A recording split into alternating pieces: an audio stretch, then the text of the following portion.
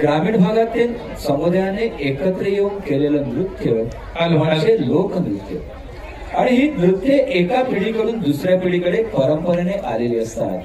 ती शिकवण्यासाठी नर्तक किंवा शिक्षकांची किंवा कलावंताची गरज नसते बरं का. ही उभ्या जागी कुठेही उत्सव आणि सण किंवा आनंद प्रसंगी साजरी केली जातात. खरोखरच आम्ही आमच्या भारत देशाचा ज्या वेळेला उल्लेख करतो तेव्हा इथे नाना धर्म, नाना जातीपातीचे लोक, हजारो व्यवसाय करणारे लोक एकत्र गुण्या गोविंदाने नांदतात. म्हणजे म्हणतात ना, नाना भाषा, नाना वेश, नाना गीते, नाना संस्कृती. या सर्व इथे हातात हात घालून नाचताना दिसत आहेत. आणि म्हणून तर आम्ही म्हणतोय की सारे जहां से अच्छा हिंदुस्तान हमारा, हम बुलबुले है इसकी यह गुलसिता हमारा. आणि अशा विविधतेत एकता सांगणारं राज्य म्हणजे आमच्या शेजारील, आमच्या डोक्यावरील राज्य राजस्थान. या राजस्थानाचा आपण ज्या वेळेला वर्णन करतो ना, त्यावेळेला क्षेत्रफळाच्या दृष्टीने राजस्थान हे खरं तर आपल्या देशातलं पहिल्या नंबरचं राज्य आहे बरं का. राजस्थानचं जयपूर ही जी त्यांचं शहर आहे, त्या शहराला गुलाबी शहर म्हणून ओळखलं जातं. क्षेत्रफळानुसार पहिला नंबर असलेला हा आमचा राज्याचं क्षेत्रफळ आहे 3,42,239 चौरस किलोमीटर. आणि अशा ह्या राजस्थान मधलं हिंदी आणि राजस्थानी भाषा या प्रमुख भाषा. उष्ण आणि वाळवंटी प्रदेश, त्यामुळे पाऊस कमी आणि तरीही शेतीचं प्रमाण कमी. त्यामुळे बनास, लुणी, घागर व चंबळ या नद्या जरी इथे वाहत असल्या तरी राजस्थानचे मारवाड आणि मेवाडचे म्हणून आता सादर होणारं तिसरं नृत्य जे आहे ना, ते आहे शरीर नृत्य. राजस्थानातील अत्यंत लोकप्रिय नृत्य आंतरराष्ट्रीय स्तरावर मोठ्या प्रमाणात प्रसिद्ध लोकमान्यता मिळत आहे. रंगीबेरंगी आकर्षक व ज्योतिषक वेशभूषा आणि येथील स्त्रिया एकत्र येऊन जेव्हा हे नृत्य करतात ना, तेव्हा त्यांच्या डोक्यावर मातीची किंवा पितळेची घागर असते. आणि या घागरीमध्ये अगदी प्रज्वलित करून त्या नृत्य करतात.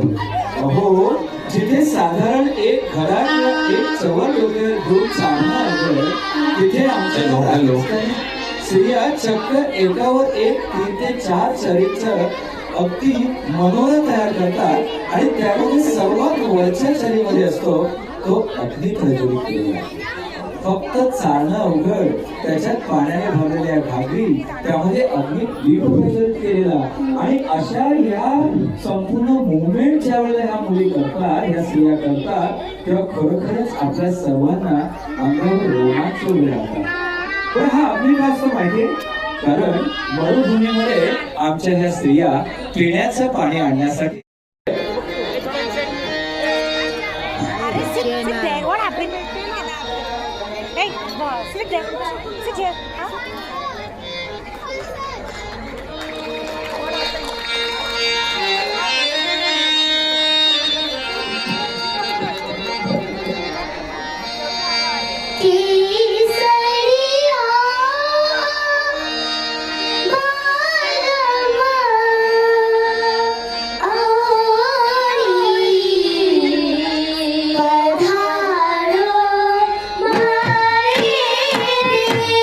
This